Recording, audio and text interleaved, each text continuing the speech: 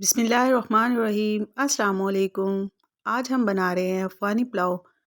Normal जो हमारे घरों में पुलाव बनता है उससे थोड़ी डिफरेंट रेसिपी है इसकी।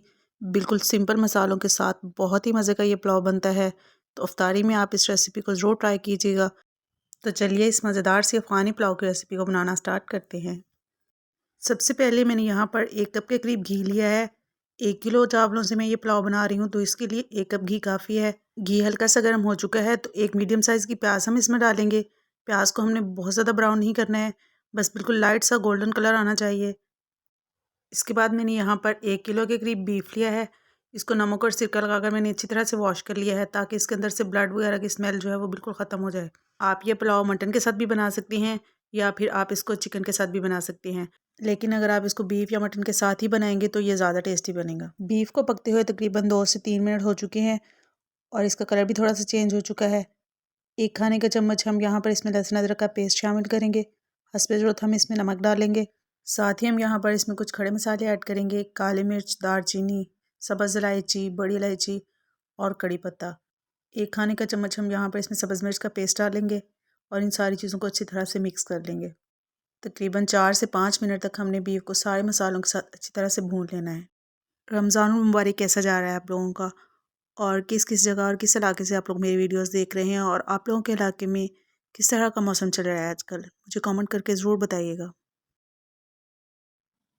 तो तकरीबन 4 से 5 मिनट हो चुके हैं। अभी हम यहाँ पर इसमें यखनी के लिए पानी ऐड करेंगे। पानी का आपने यही हिसाब रखना है कि जितने आप चावल ले रहे हैं उससे डबल क्वांटिटी में आपने पानी डालना है। मतलब अगर आप 2 गिलास चावल ले रहे हैं तो आप उसमें 4 गिलास पानी डालेंगे।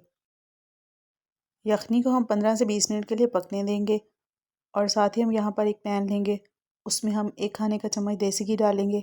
अगर आप देसी घी नहीं डालना चाहते तो आप उसमें नॉर्मल बनास्पति घी भी डाल सकते हैं, लेकिन देसी घी से बहुत ही अच्छी खुशबू आती है तो इसलिए मैंने यहाँ पर देसी घी इस्तेमाल किया है। 2 बड़े साइज़ की मैंने यहाँ पर गाजरें ली थी, उनको मैंने इस तरह से बारीक बारीक काट लिया है। साथ ही हम यहाँ पर इसमें 2 खाने के चम्मच ब्राउन शुगर ऐड करेंगे। अगर आप ब्राउन शुगर नहीं इस्तेमाल करना चाहते तो आप चीनी भी इस्तेमाल कर सकते हैं। गाजरों को हम तकरीबन 2 से 3 मिनट के लिए कुक कर लेंगे। बहुत ज़्यादा हमने इनको नहीं पकाना है, मतलब जो इनका क्रंची बन है वो ख़त्म नहीं होना चाहिए, बस इतना ही हमने इनको पकाना है। ये देखिए यहाँ पर बस इतना ही हमने इनको पकाना है। तो अभी हम इनको साइड पे रख देते हैं और यखनी हमारी बिल्कुल रेडी हो चुकी है और बीफ जो है वो बहुत ही अच्छे से गल चुका है। ये देखिए यहाँ पर मैं आपको दिखाती हूँ। और पुलाव आप कोई सा भी बना रहे हो और बीफ या मटन आप कुछ भी इस्तेमाल कर रहे हो, वो बहुत ही अच्छे से गला होना चाहिए तो ही अच्छा लगता है। बर्तन का साइज़ छोटा था तो मैंने यखनी को इस तरह से खुले बर्तन में डाल लिया है। नमक पहले हमने कम क्वांटिटी में ऐड किया था तो अभी हम चावलों के हिसाब से इसमें नमक डालेंगे। साथ ही इसमें आधा खाने का चम्मच काली मिर्च का पाउडर डालेंगे और आधा खाने का चम्मच हम इसमें साबुत ज़ीरा डालेंगे। अच्छा, ज़ीरा मैंने यहाँ पर इसलिए बाद में ऐड किया है क्योंकि मुझे लगता है कि यखनी में बहुत ज़्यादा पकने के बाद ज़ीरे में वो खुशबू नहीं रहती जो कि आनी चाहिए। चावलों को मैंने तकरीबन 1 घंटा पहले भिगो दिया था।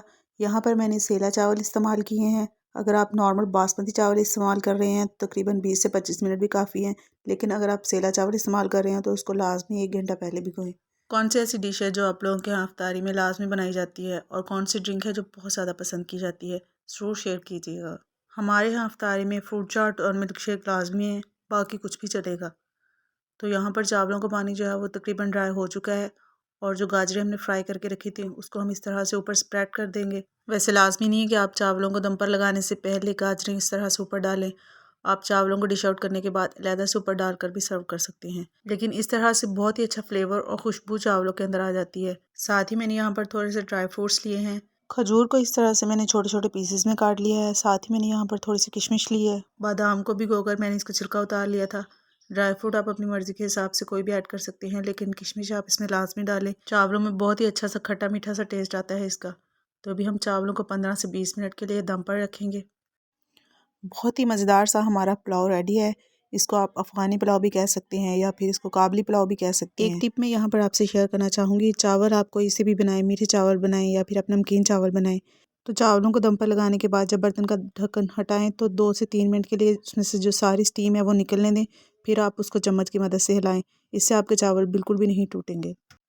आज की रेसिपी आपको कैसी लगी मुझे ज़रूर फीडबैक दीजिएगा। अगर अभी तक आपने वीडियो को लाइक और शेयर नहीं किया तो जल्दी से इसको लाइक और शेयर कर दें, और फर्स्ट टाइम चैनल को विज़िट कर रहे हैं तो चैनल को सब्सक्राइब ज़रूर कर लें। फिर मिलते हैं एक नई रेसिपी के साथ, तब तक के लिए अल्लाह हाफिज़।